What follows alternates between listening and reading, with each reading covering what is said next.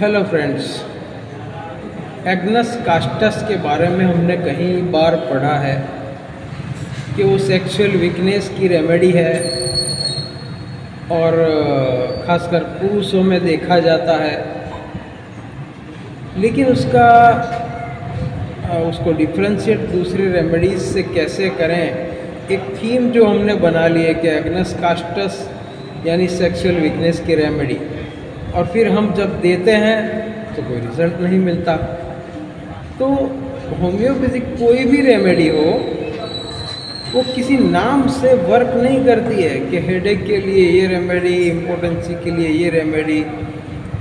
Headache अगर उसके guiding symptoms ज़रूर होते हैं, या कोई भी पेन या कोई भी स्पेसिफिक सिम्टम उसका गाइडिंग सिम्टम यानी उसमें ज़्यादा प्रोमिनेंट ज़रूर हो सकता है, लेकिन सारी टोटालिटी जब तक नहीं मिलती मेंटल एंड फिजिकल, तब तक खासकर माइंड, जब तक माइंड के मेंटल स्टेट नहीं मिलता तब तक ऑलमोस्ट कोई भी रेमेडी काम नहीं करती।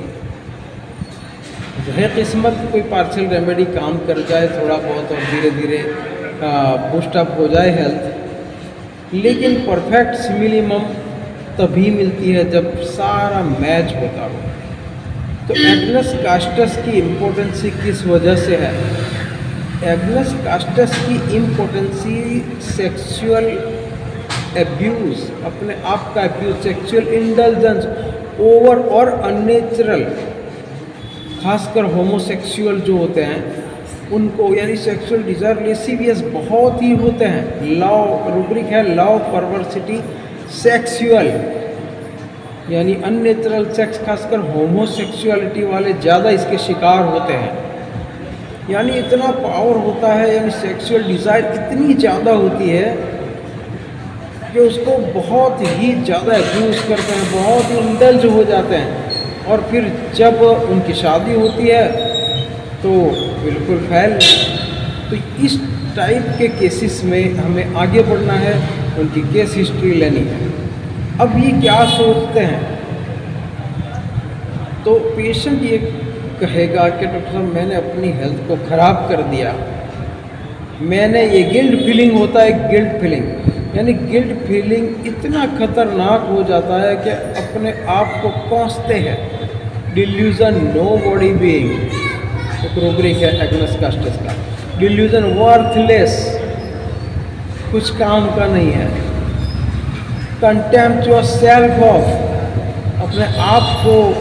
अपने आप की वैल्यू नहीं करता, अपने आप को हल्का समझता है कि मैं कुछ भी नहीं, सारा बेकार, वर्थलेस, नो बॉडी। ये इसका मेंटल स्टेट होता है, और अपनी हेल्थ के बारे में डिस्पेयर्ड हो जाता है कि मेरी हेल्थ तो इतनी गिरी हुई है। डिस्पेयर रिकवरी और डिस्पेयर हेल्थ दोनों रूब्रिक है, सेम सी फील आती है। लेकिन डिस्पेयर रिकवरी में क्या होता है कि कोई भी मरीज़ हो उसको ये फीलिंग ना हो कि भाई मेरी हेल्थ इतनी ख़राब है कि रिकवर नहीं हो सकती, लेकिन यानी अपने वाइटल ऑर्गन्स या मैंने ख़राब कर दिया, या उसे एहसास नहीं होता है कि मेरी हेल्थ ऑलरेडी वीक है, तो उसमें कुछ नहीं किया जा सकता। लेकिन उसमें क्या होता है डिस्पेयर रिकवरी में, कि खासकर डिस्पेयर रिकवरी तब आती है जब पेशेंट दवाई कराया जाता है लेकिन अच्छा नहीं होता है, तब वो फिर डिस्पेयर ऑफ रिकवरी में जाता है। डिस्पेयर हेल्थ ऑफ में क्या होता है कि अपनी हेल्थ से डिस्पेयर है कि मेरी हेल्थ ही, मेरे वाइटल ऑर्गन, जैसे एग्नस कास्टस में है कि मेरे वाइटल ऑर्गन सारे ख़त्म हो चुके हैं और अब मौत करीब है, डेथ इज इमिनेंट, मौत करीब है। रूब्रिक है जिसमें सिंगल रेमेडी एग्नस कास्टस है। Death presentiment of soon that she cannot be helped, believe that she will die। Single remedy agnus के अब मौत करीब है। क्यों ऐसा लगता है कि उसको ऐसा लगता है कि मैंने अपनी हेल्थ ख़राब कर दी है। Delusion health he has ruined his, ये कंप्लीट डायनेमिक्स में एग्नस है, सिंथेसिस में नहीं है, तो जिसके सिंथेसिस में नहीं है उसको ऐड कर लिया जाए एग्नस इस रूब्रिक में। Delusion health he has ruined, health को बर्बाद कर दिया है, बुरे काम किए हैं। अब ये जो वीकनेस उसकी होती है उसको छुपाने की कोशिश करता है। छुपाएगा कैसे? एक्सट्रीम बिहेवियर से।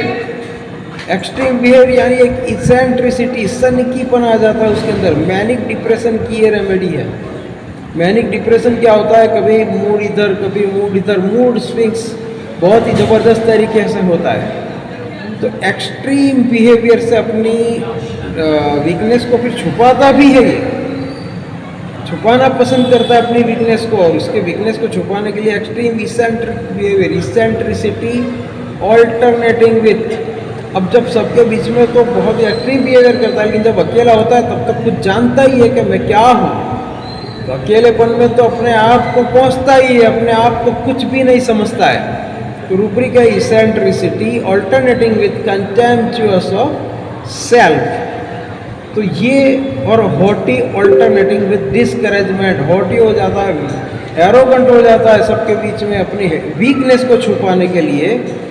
और उसको कहेंगे कि तू दवा कर, तेरे को तकलीफ आए, क्या है? कुछ तकलीफ नहीं है, मैं जानता हूँ सब, ऐसा कुछ नहीं है। और फिर यार अंदर से तो वो डिस्करेज होता है, लेकिन सबके सामने शेयर नहीं, इसलिए एग्नस पेशेंट ऑलमोस्ट अकेला आएगा, वो किसी को साथ लेकर नहीं आएगा। तो ये एग्नस कास्टस के बारे में कुछ चीज़ें थी। मैं देख लूँ अगर कोई पॉइंट रह जाता है। मौत का जो, अच्छा खासकर जब बीमार होता है तो उसे लगता है कि मौत का वक्त करीब है, यानी अब वो मरना ही है उसको, क्योंकि सारे वाइटल ऑर्गन्स डैमेज हो चुके हैं। तो ये चीज़ें एग्नस कास्टस में देखी जाती हैं। अगर आपका पेशेंट ऐसा इम्पोर्टेंसी का है या कोई भी बीमारी का है, लेकिन उसको अपनी हेल्थ के रोइन होने का, अब उसमें सिर्फ सेक्सुअल एब्यूज़ नहीं है ड्रग्स, अल्कोहलिज्म, अब किसी भी तरीके का अल्कोहलिज्म हो, अल्कोहल में मज़ा तो आता है, सेक्सुअल एक्सेस में मज़ा तो आता है, लेकिन वो डैमेज करता है। तो ऐसी कोई भी एक्टिविटी जो एडिक्ट कर गई हो, जिसकी फैंसीज में डूबा हुआ और बहुत ही उसको किया हो, जिससे हेल्थ को डैमेज होती है, तो सब हम अल्कोहलिज्म में कंसीडर करते हैं। और अल्कोहलिज्म में ड्रग एब्यूज, उसे पता होता है कि मेरी हेल्थ मैंने रुइन कर दी है और मेरे जो वाइटल ऑर्गन्स हैं वो वीक हो चुके हैं तो उसको लगता है कि अब मैं मरूँ। तो ये था एग्नस कास्टस के बारे में। इसी रूब्रिक्स के डिफ्रेंशिएशन के लिए हम 19 जुलाई रूब्रिक स्टडी का वेबिनार है, 19 जुलाई 2024, ज़रूर रजिस्टर कराएं। Thank you very much.